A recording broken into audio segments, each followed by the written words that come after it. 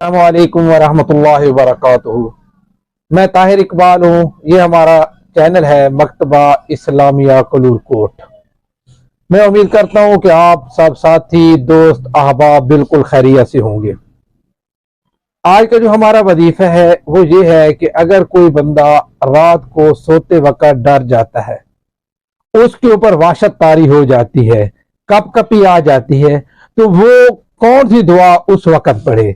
तो वो मैं कलिमात आपको बताता हूँ कि वो ये कलिमात पढ़ेगा तो इंशाअल्लाह उसकी वाशत दूर हो जाएगी, उसकी कप कपी दूर हो जाएगी। वो कलिमात ये हैं: आऊज़ु बिकलिमातिल्लाहि ताम्मति मिन गज़बिही व अक़ाबिही व शर्रि इबादिही मिन हमज़तिश शयातीन व अन यहज़ुरून। ये वो कलिमात हैं। वो ये पढ़ेगा तो इंशाअल्लाह उसके ऊपर जो वाशत है, जो डर है, वो खत्म हो जाएगा। बाकी हमारे इस चैनल को अभी तक जिन्होंने सब्सक्राइब नहीं किया, सब्सक्राइब कर दें ताकि हर आने वाली वीडियो आप तक पहुंच सके। बाकी अगर किसी को कुरान मजीद, तफसीर, दीनी कुतुब चाहिए तो हमारे पास दस्तयाब हैं।